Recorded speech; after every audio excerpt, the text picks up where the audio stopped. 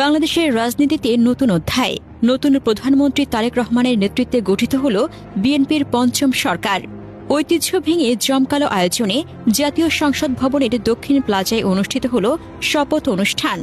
রাষ্ট্রপতি মোহাম্মদ শাহাবুদ্দিন প্রথমে প্রধানমন্ত্রীকে, এরপর ২৫ সদস্যের মন্ত্রিসভাকে শপথ বাক্য পাঠ করান। পরিবারসহ উপস্থিতি ছিল রাজনৈতিকভাবে প্রতীকী স্ত্রী জুবাইদা রহমান ও কন্যা জাইমা রহমানকে পাশে নিয়েই নতুন ক্ষমতার অধ্যায়ে প্রবেশ। সমর্থকদের ভাষায় এটা শুধু সরকার নয়, রাজনৈতিক ধারাবাহিকতার প্রত্যাবর্তন।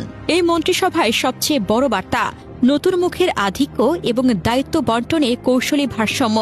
অনেক হেভিওয়েট নেতা মন্ত্রিসভায় জায়গা না পাওয়ায় রাজনৈতিক মহলে আলোচনা তুঙ্গে।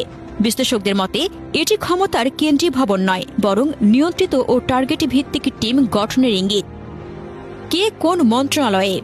অর্থনীতি ও নিরাপত্তা ব্লক আমির খুরশু মাহমুদ চৌধুরী, অর্থ ও পরিকল্পনা; সালাহ উদ্দিন আহমেদ, স্বরাষ্ট্র মন্ত্রণালয়; ইকবাল হাসান মাহমুদ, বিদ্যুৎ, জ্বালানি ও খনিজ; কূটনীতি ও রাষ্ট্রনীতি ড খলিলুর রহমান, পররাষ্ট্র; টেকনোক্র্যাট কাজী শাহ মোফাজ্জেল হোসেন কায়কোবাদ, ধর্ম বিষয়ক; অর্থনৈতিক উৎপাদন ও অবকাঠামো খন্দকার আব্দুল মুক্তাদির; বাণিজ্য, শিল্প, বস্ত্র ও পাট শেখ রবিউল আলম; সড়ক, রেল ও নৌ পরিবহন জাকারিয়া তাহের; গৃহায়ন ও গণপূর্ত; সমাজ ও মানব সম্পদ আবু জাফর মোহাম্মদ জাহিদ হাসান; মহিলা ও শিশু সমাজ কল্যাণ সর্দার মোহাম্মদ শাখাওয়াত হোসেন; স্বাস্থ্য আরিফুল হক চৌধুরী; শ্রম ও প্রবাসী কল্যাণ; খাদ্য, কৃষি ও সম্পদ মোহাম্মদ আমিনুর রশিদ; কৃষি, মৎস্য ও খাদ্য শহীদ উদ্দিন চৌধুরী আনি; পানি সম্পদ; শিক্ষা খাত সবচেয়ে আলোচিত দায়িত্ব আ.ন.ম ইহসানুল হক মিলন, শিক্ষা ও প্রাথমিক শিক্ষা।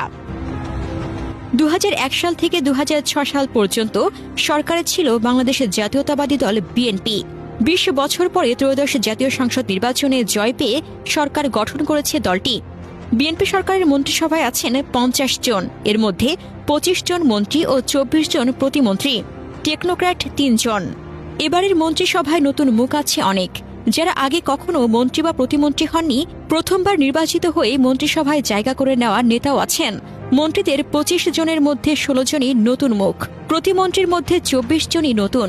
প্রধানমন্ত্রী তারেক রহমানও এবারই প্রথম মন্ত্রিসভার সদস্য হচ্ছেন। এটা শুধু মন্ত্রিসভা নয়, বার্তা, ভারসাম্য আর ভিন্নধর্মী ক্ষমতা বিন্যাসের ঘোষণা।